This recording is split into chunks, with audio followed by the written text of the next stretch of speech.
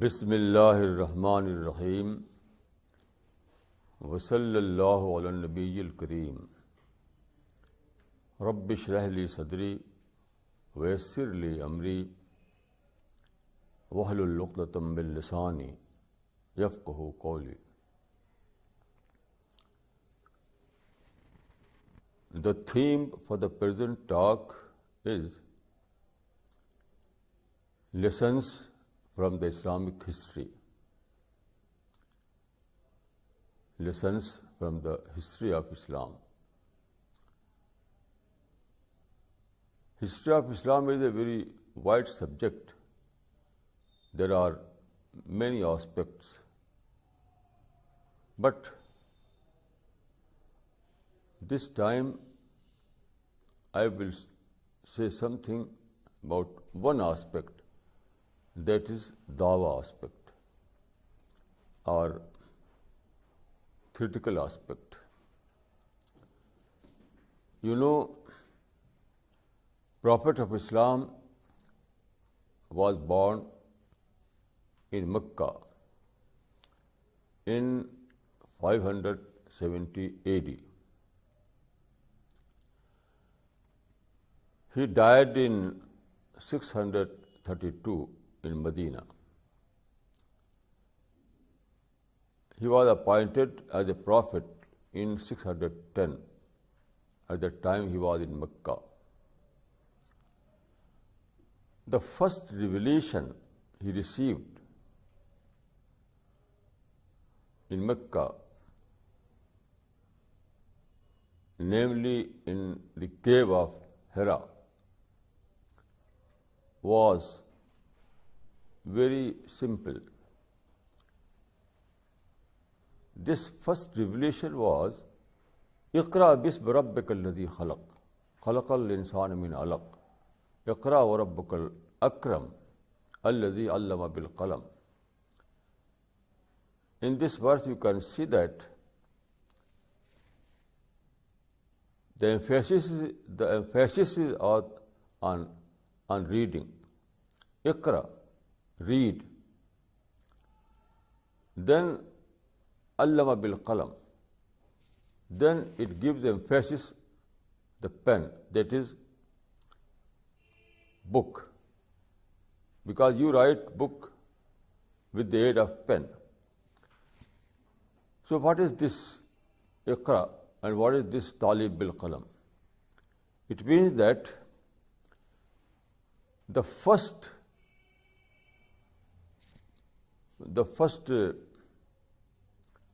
thing that is required in Islamic activism or Islamic dawah, that is reading or educational activism.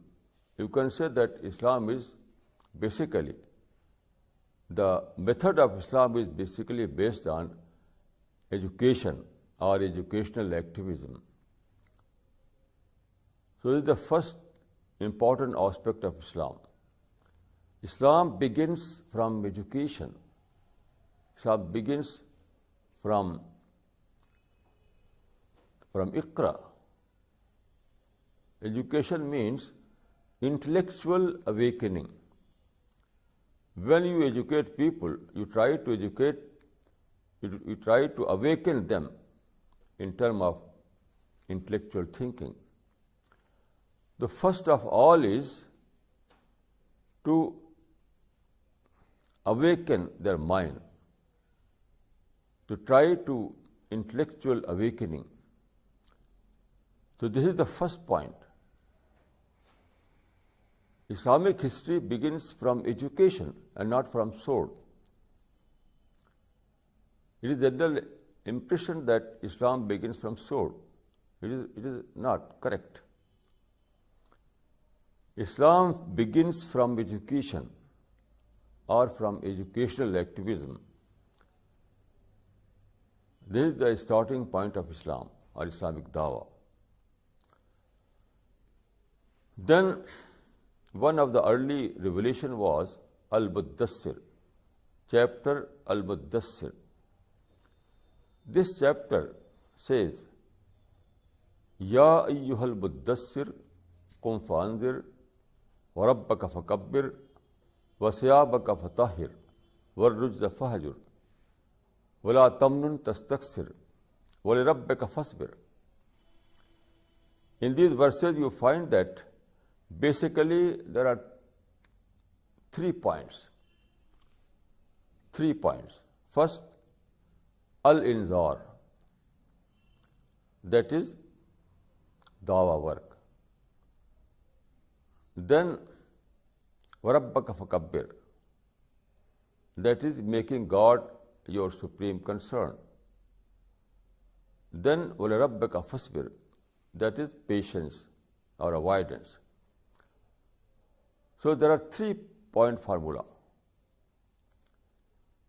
This is dawa work, making God your supreme concern, and then keep patience, sabr. It means that Islamic activism is based basically on dawa work. So it means that do dawa work and avoid all kind of confrontation. Avoid confrontation in other problems, other fields, and make God your sole concern. This is the basic formula of dawa work. Islam begins from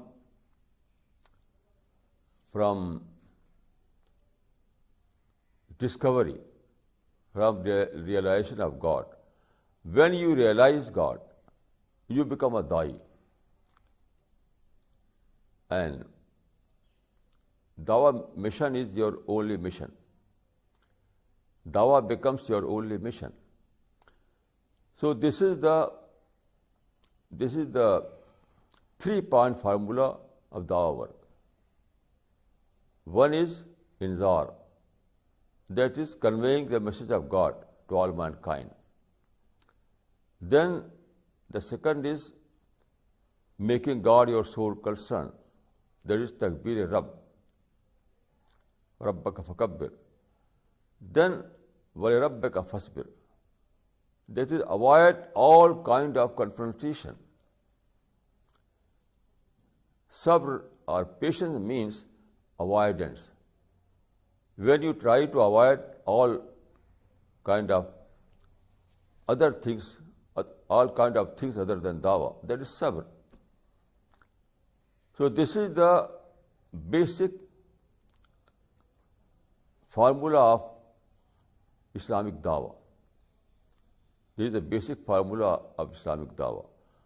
So it is the first lesson from the Islamic history, that Islam begins from intellectual awakening, from educational revolution, and not from sword, and not from war. This is wrong. Then what happened? When Prophet was appointed as a prophet, at that time in Mecca the people were idol worshippers. They went to the extent that they turned Mecca as a idol house. Mecca was built by Prophet Ibrahim as a house of God, Baitullah, that is for the worship of God. So Mecca was basically a house of Tawheed. But after some time, after some centuries, Mushrik people occupied Mecca and Kaaba, and they placed 360 idols in Kaaba premises. So this was the situation at that time. Prophet was a prophet of Tawheed, that is worshipping one God, but he never started by destroying all those idols. No, this was not the way of the Prophet of Islam. He only started his mission by saying, Ayyuhan nas qulu la ilaha illallah tuflihu. O people, say, God is one. There is no God other than God. And you will be success. This was the starting point. He never tried to destroy all those idols placed in Kaaba premises. Why? Because it was confrontation. Prophet was given direction from God that don't go to confrontation. Simply do the work by peaceful method. That is dissemination of the word of God, conveying the word of God to all people by peaceful method. So trying to destroy all those idols was confrontation. It was bound to create confrontation. So he completely avoided. So the way of the Prophet of Islam was do the work and avoid all kind of practical confrontation. So he started his mission by following this wisdom. Then, the people of Mecca turned hostile. They became enemy of his mission. They wanted to kill the Prophet. Then what happened? The Prophet of Islam again opted for migration rather than confrontation. What is called hijrah. Now what is hijrah? Hijrah means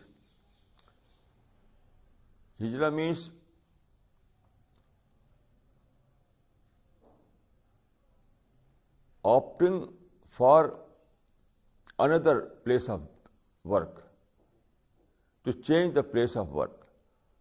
So migration or hijrah was to change the place of work. At that time there were two leaders in Mecca, Abu Jahl and Abu Lahab. These two leaders both the leaders were arrogant, were very stubborn. So it was very difficult to do the work in Mecca. But in Medina, there were two leaders, Sa'd ibn Ubadah and Sa'd ibn Mu'adh. But these two leaders were quite different from Abu Jahl and Abu Lahab. They were modest in nature. Sa'd ibn Ubadah and Sa'd ibn Mu'adh both were modest in nature. They were lenient. They were very simple. So it was very easy to deal with these two leaders in Medina. Makkah was occupied by two arrogant leaders, that is Abu Jahl and Abu Lahab. But in Medina, there were different kind of leadership. Here, the leaders were Sa'd ibn Mu'adh and Sa'd ibn Ubadah. Both were modest persons. So Prophet of Islam changed the workplace. He migrated from Mecca to Medina. And history shows that in Medina, there was in Medina, the situation was quite different. In a very short period, the majority of Medina people accepted Islam. So we read in the book of history, of early history, that lam tabqa darum min duril ansar illa wa dakhala fihi al-Islam. It means that in every house of Medina, people accepted Islam. So the situation was quite different. Due to this reason, Prophet migrated from Mecca to Medina. It was not simply a hijrah, not simply a migration. It was opting for better place for dawah work. Hijrah was, literal meaning of hijrah is migration, but it was not simply a migration. Hijrah was a method of dawah. Hijrah was a method of dawah. Hijrah means opting for a better place for dawah work. So, result shows that the assessment of Prophet of Islam was quite correct. In a very short period, the whole Medina was Islamized. That seems to be possible in Mecca. So this is the lesson, this is a great lesson of prophetic uswa, prophetic model, that when you find that in a given place there is some difficulties, people are very stubborn, people are arrogant, so you have to opt for another place.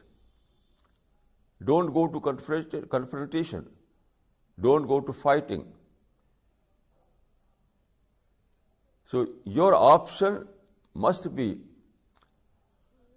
here I would like to narrate a very relevant hadith. Prophet Aisha was a wife of the Prophet of Islam. She was very intelligent, and she is the major source of fiqh. So there is a hadith narrated by Aisha in Sahih al-Bukhari that ما خير رسول الله صلى الله عليه وسلم بين أمرين إلا اختار أيسرهما. It means that whenever the Prophet of Islam had to choose between the two, he always opted for easier and not harder.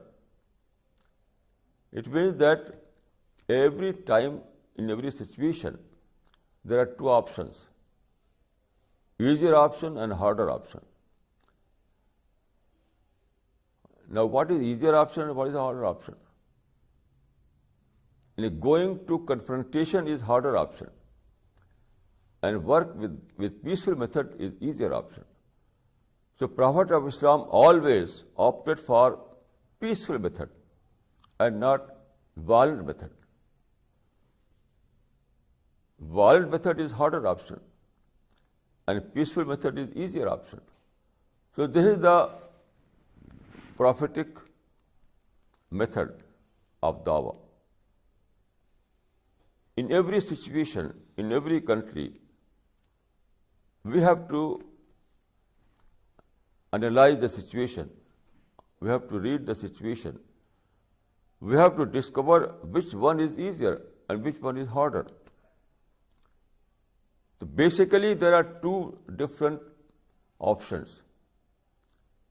Basically, there are two different methods: peaceful method and violent method. So it is very clear that peaceful method is easier and violent method is harder. So Muslims have to follow this uswa, this model of the Prophet of Islam, in every situation, in every circumstances, in every field, they have to follow, they have to opt for peaceful method, and they have to avoid what is violent method. This is the way of the Prophet of Islam. This is the uswa of the Prophet of Islam. And the Quran says, لَقَدْ كَانَ لَكُمْ فِي رَسُولِ اللَّهِ أُسْوَةٌ حَسَنَةٌ. In the Prophet of Islam, there is best example for you. So, the example of the Prophet of Islam is the best example. We have to opt, we have to follow this example. And this example is based basically on this formula, that in every situation there are two different options. Easier method is peaceful method, and harder method is violent method. So you have to opt for peaceful method, and you have to abandon the violent method. This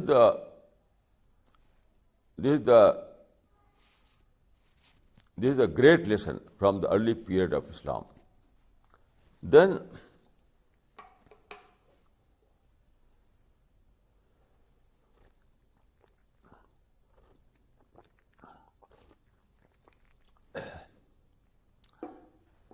the history of Islam tells us that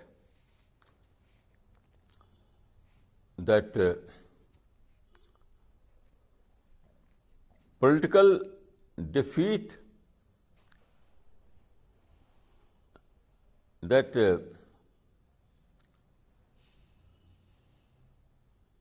political victory, that dawa victory is always the outcome of political defeat. Where there is political defeat, there is opportunity to have political dawa victory. It is a very important lesson we find in the early period of Islam. I will refer here. I would like to refer some events in the Islamic history, from the Islamic history. For example,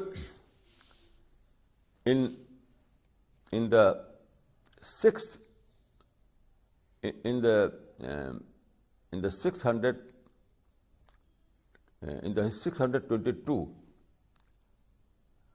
AD, there was an agreement that is called Hudaybiyah Agreement.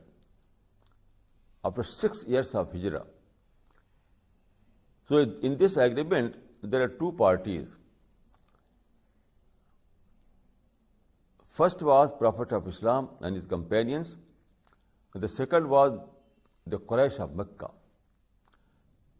Quraysh of Mecca at that time were mushrik people.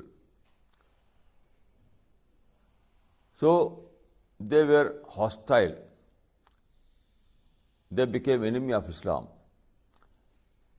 So the Prophet of Islam wanted to finalize an agreement between the two parties to establish peace.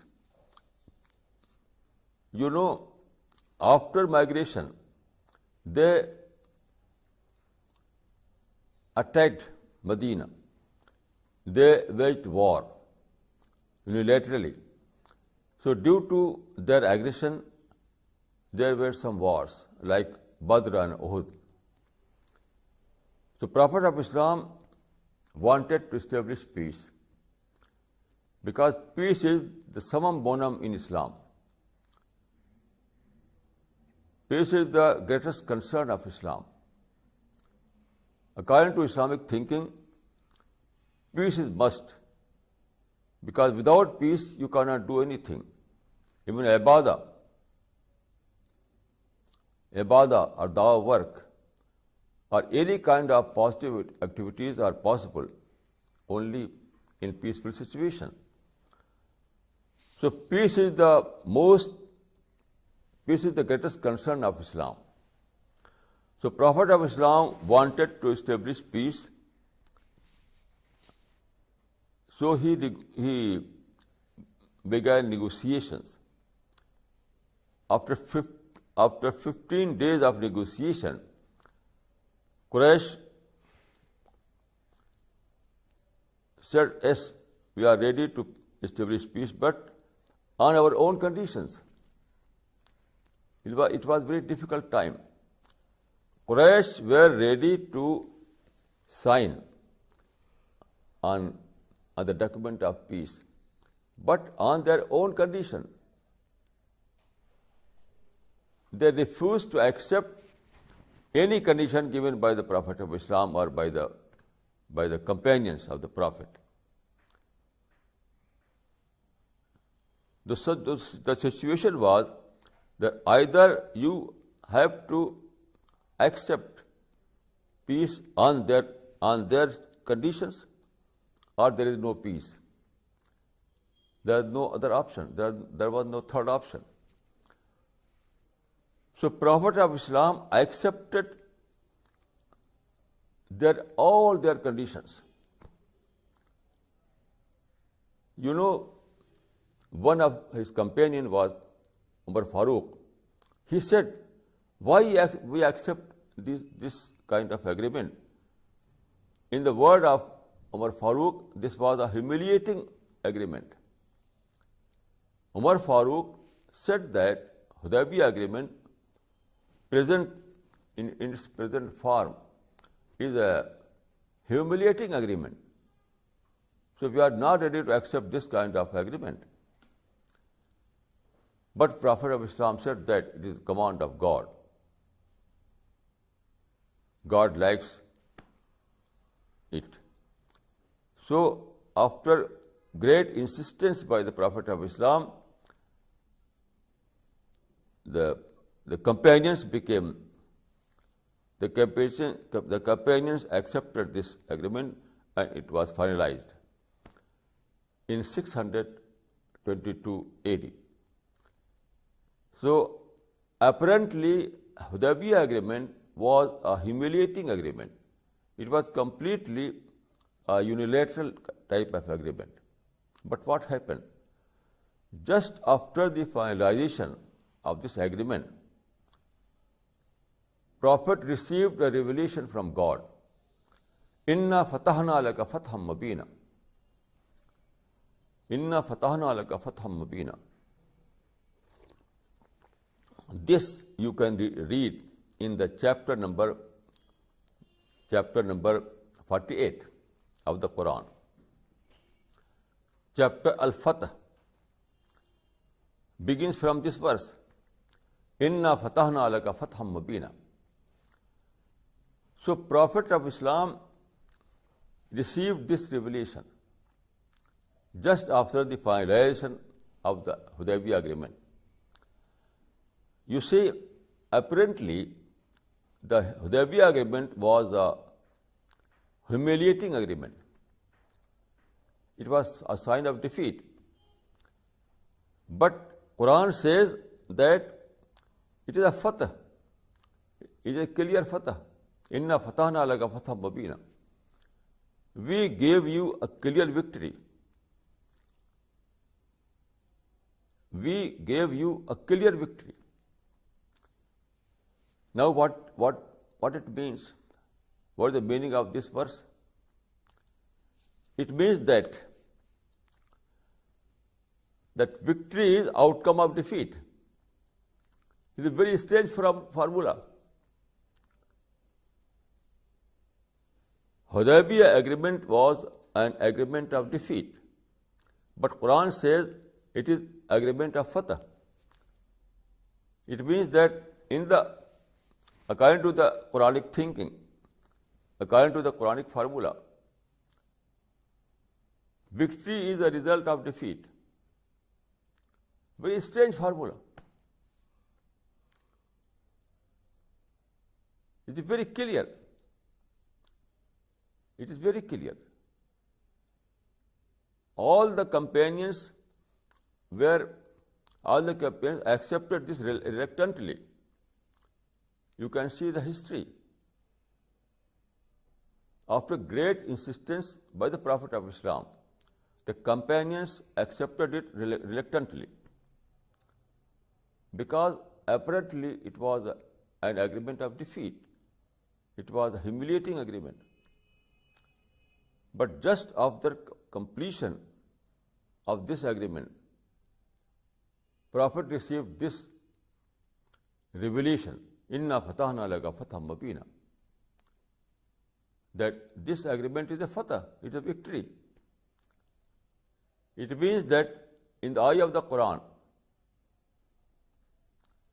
victory is a result of defeat. And history shows that it happened just after 2 years of this agreement. After merely 2 years of the finalizing of this agreement, their history shows a miracle. History sees a miracle. At the time of agreement, the number of the companions was hardly 1,500. At the time of agreement, the number of the companions was hardly 1,500. But barely after 2 years, the companions became no less than 10,000. 10,000. This number was so great that they were able to Islamize the whole Arabia. They were able to occupy the whole Arabia. So first of all, they occupied Mecca and then the whole Arabia. So although this agreement was an agreement of defeat, but from this defeat emerged a victory. This is the lesson from the early period of history of Islam. From this lesson, we can understand that victory is a result of defeat. When there is defeat, there is a victory. It is the law of nature. Inna fatahna laka fatham mubina was not simply a verse of the Quran, but it was a law of nature. It was an expression of law of nature. According to the law of nature, victory is a result of defeat. Because why? What is the reason? Where there is confrontation, where there is war, where there is fighting, then all the positive activities are in the state of halt. War stops all kind of positive activities. War stops all kind of positive activities. But when there is defeat, there is peace. Defeat means peace. So when there is peace, all kind of positive activities are in action. So after this agreement, after this agreement, all the companions were busy in dawah work. Dawah work. And you know, dawah is the greatest strength of the Islam. Dawah is the greatest strength of the religion of Islam. So after after this agreement established peace in Arabia. And when there was a peace, there was companions tried to avail all those opportunities in the field of dawah. So dawah is the greatest strength of Islam. Then you see, in the 13th century, Mongol occupied the whole Abbasid Empire. You know, Mongols were barbaric tribes. They became angry due to some reason in 13th century. They destroyed the Abbasid Empire from Samarkand up to Halab. They destroyed all the mosques, all the institutions. They killed million and billion people. So it was a great defeat. It was great defeat. But within 50 years,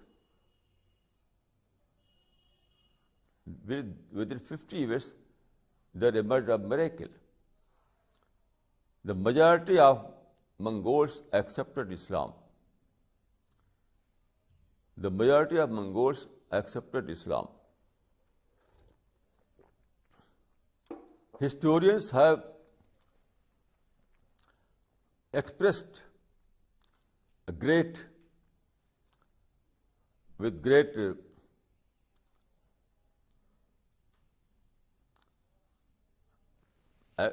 all the historians accept this event, but with great astonishment. Here I quote only two historians. British historian Professor T.W. Arnold observes in his book, The Preaching of Islam. He refers this event that those Mongols who destroyed Abbasid Empire, they embraced Islam and became soldiers of Islam. So he says that in this book, the conquerors accepted the legend of the conquered. The conquerors accepted the religion of the conquered. By this remark, you can understand that dawah power of Islam is far more greater than the political power. Abbasid Empire was a political power. Abbasid Caliphate was a political power. So when this political power disappeared, Mongols faced the dawah power of Islam, the ideological power of Islam. So they accepted Islam. No one can stand before the ideological power of Islam. So they accepted Islam. And Professor Arnold says in this book, The Preaching of Islam, by referring this event, that the conquerors accepted the religion of the conquered. Then I will quote Professor Philip Hitti. He was a great Christian scholar. He observed in his book, The History of the Arabs. He refers this event, that how Mongols accepted Islam, although before their acceptance, they destroyed the Abbasid Caliphate. But when they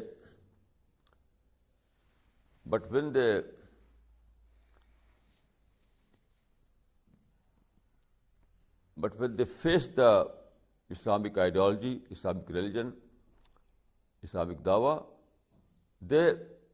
Islamic Dawah occupied them, occupied their mind, occupied their heart. So they accepted Islam. So Philip Hitti observes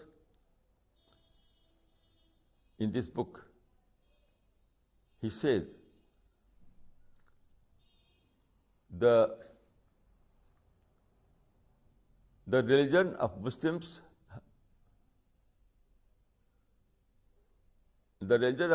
have conquered where their arms have failed. The religion of Muslims have conquered where their arms had failed. So it is very strange, but it happened. By this event, we can draw a lesson that political power, we can draw a lesson that ideological power of Islam is far more greater than the political power. The ideological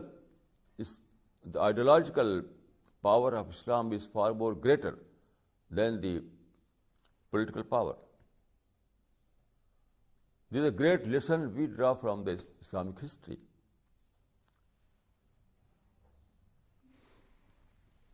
If you lose political power,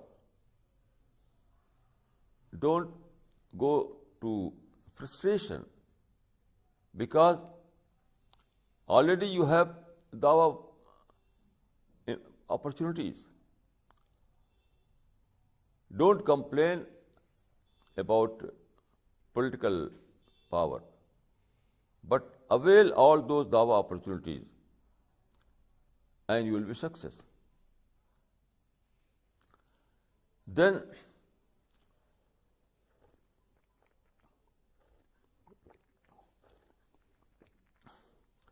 let us take the present situation.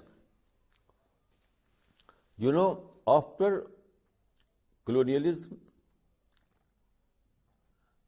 Western powers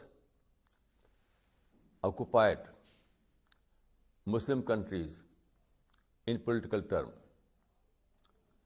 Politically, they occupied Muslim countries, Muslim nations, after the emergence of colonialism. But here again, history repeats itself.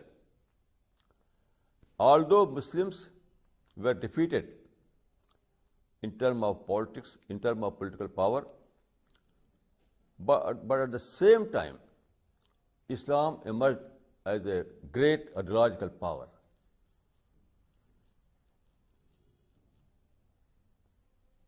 Recently, a survey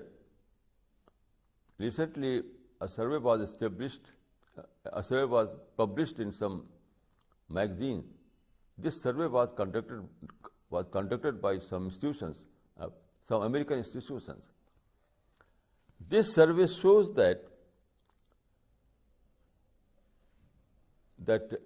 Islam is the fastest growing religion of the world. Islam is the fastest growing religion of the present world. According to this survey, every year more than 1 lakh people embraced Islam. In America,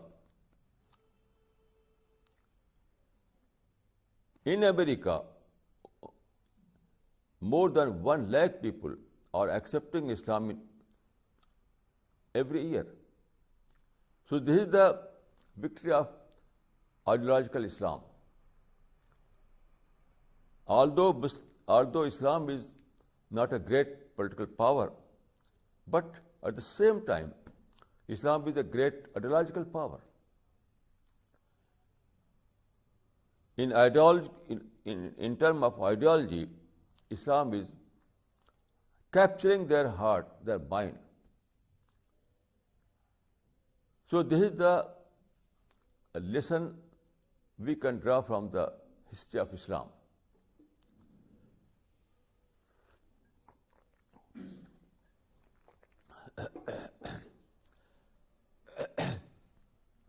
There is a verse in the Quran,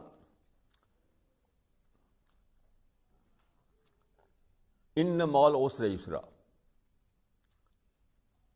With every hardship there is ease. With every hardship there is ease.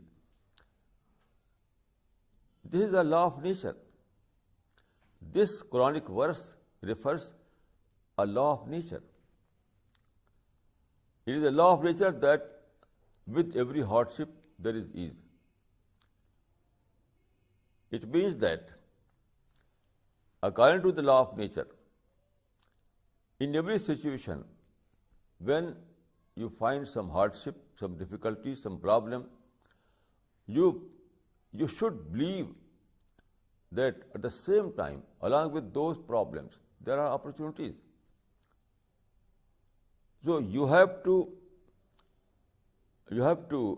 ignore the problems. You have to follow this formula. You have to follow this formula. You have to follow this formula of the Quran. Ignore the problems and avail the opportunities. This formula was followed by the Prophet of Islam. All those success of early period of Islam was due to this formula. Ignore the problems and avail the opportunities. In this age, in this present age, there are so many problems. Muslims are always busy in complaint and protest. But why complain? Why protest? All these complaints and all these protests are absurd, meaningless. Why? Because when Quran says that in every hardship there is ease, with every problem there are opportunities. So you have to take a lesson from this Quranic verse. You have to avoid all those so-called problems, and you have to avail the opportunities. It is not simply a Quranic verse. It is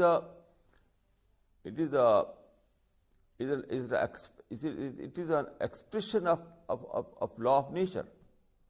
It is law of nature. No one is so strong to abolish the law of nature. With every hardship there is ease. With every problem there are opportunities. This is the law of nature. And no one is so powerful to abolish this law of nature. So in every situation, you have to believe that if there are some problems, there must be some opportunities. You have to believe this in advance. This is an article of belief. According to the Quran, this is an article of belief. And I think that the present world is not an exception. Present world is not an exception. In the present world, also there must be opportunities. Although there are problems, but there must be some opportunities, great opportunities. Then I can say that problems are a part of nature, part of life. لَقَدْ خَلَقْنَا الْإِنسَانَ فِي كَبَدٍ. Problems, according to this verse, according to this Quranic verse, problems are part of creation. لَقَدْ خَلَقْنَا الْإِنسَانَ فِي كَبَدٍ. We created man with difficulties. This is a Quranic verse. لَقَدْ خَلَقْنَا الْإِنسَانَ فِي كَبَدٍ. God says that we created man with difficulties. So difficulties or problems are part of creation. It is part of creation. It is not part of enmity. I can say that according to this Quranic verse, problems are the part of creation. Problems are not part of enmity or conspiration. Problems are not part of some enmity or some conspiration. No, problems are part of nature, part of creation. So we cannot abolish these problems. It is beyond our capacity. Who can abolish the law of nature? Who can change the course of creation? It is not possible for anyone. So we have to adopt this formula. Avoid the problems and avail the opportunities. This is the only option for us. So I can say with certainty that present world is not an exception.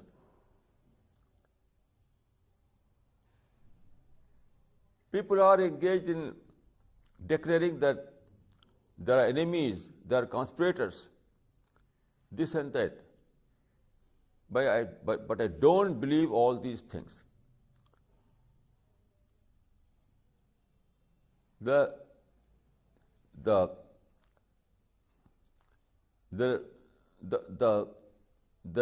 real problem is that we are facing the law of nature. No enemy is problem. No conspirator is problem. The problem is inherent in the law of nature. لَقَدْ خَلَقْنَا الْإِنسَانَ فِي كَبَدٍ. So first of all, we have to accept this reality that problems are not a creation of some enemy. Problems are created. Problems are creation of God, the Creator. So if it is part of creation, we have no option other than to accept it as it is.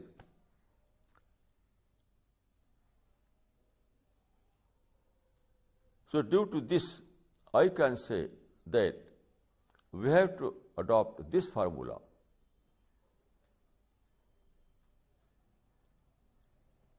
Ignore the problems and avail the opportunities. You know, our present world have opened so many new doors of Dawah work. For example, for the first time in history, there is we enjoy complete religious freedom.